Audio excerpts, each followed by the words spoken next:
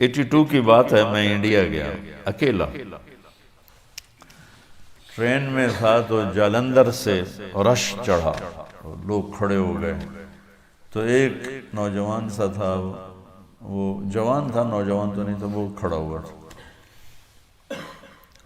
تو میں ایک سکھ کو دعوت دے رہا تھا، تو میری غور سے نہ سنتا رہا، تو مجھ سے انگریزی کہتا فرام ویئر یو آر، میں کہا فرام پاکستان،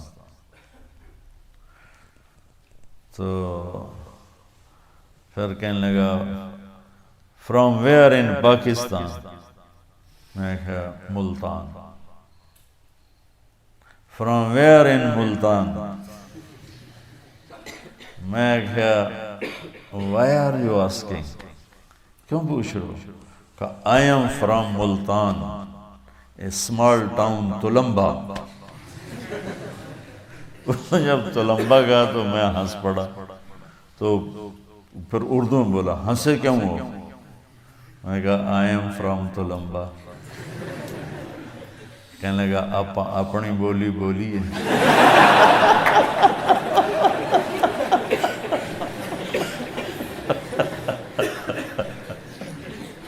کہنے لگا اتنے تو ساڑی کوئی جاندہ ہی کوئی نہیں، آپ اپنی بولی بولیے۔ میں کہا بولیے۔ اس نے پیچھے اس کی بہن مجمع میں پھنسی کھڑی تھی، ایجڑ عمر رسیدہ، اس نے اس کو جا کے بتایا کہ تلمبے کا ایک لڑکا بیٹھا ہوا، وہ تو آئی شیرنی کی طرح تھی بھی ایسی ہیوی ویٹ، اس نے ایک ادھر پھینکا، ایک تو ادھر پھینکا، ادھر پھینکا۔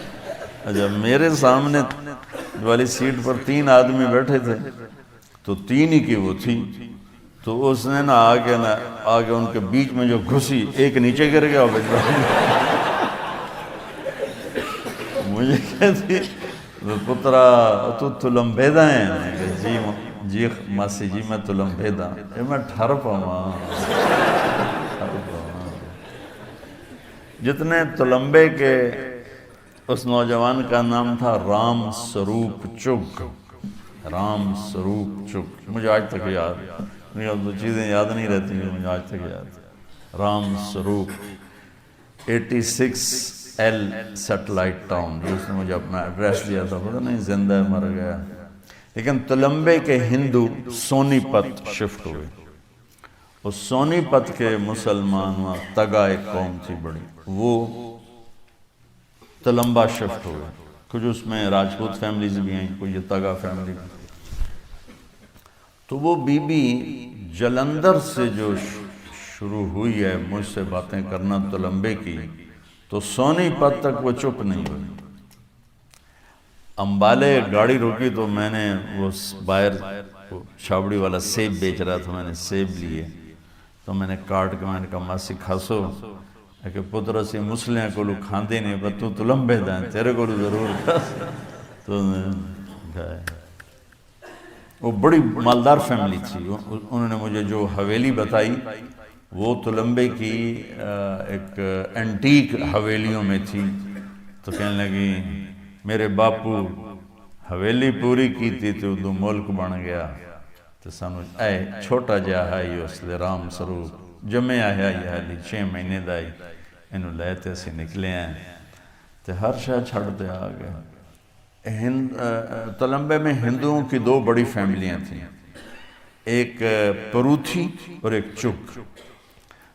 انہوں نے پورے علاقے کے ذمہ داروں کو اپنا غلام بنایا ہوا تھا، سود پہ قرضے دے دے کرنا، ان کی زمینیں ساری انہوں نے وہ قبضے میں کی ہوئی تھیں، اور وہ ان کے غلام تھے۔ تو اب اس حویلی میں 20-25 خاندان رہتے ہیں، اور وہ اکیلے اس کے مالک تھے اس وقت۔ کہنے لگی میرے باپو ایتھے آ کے مرن تائیں جتی نہ پائی، کہ جتی پاؤنی ہے تو تلمبے دی پاؤنی نہیں تو پاؤنی نہیں۔ ایک تلمبے کا حقہ، ایک کھسا، یہ مشہور تھا، تو اس لیے وہ اسی جوتے کے چکر میں ننگے پاؤں ہی مر گیا باپ ہمارا۔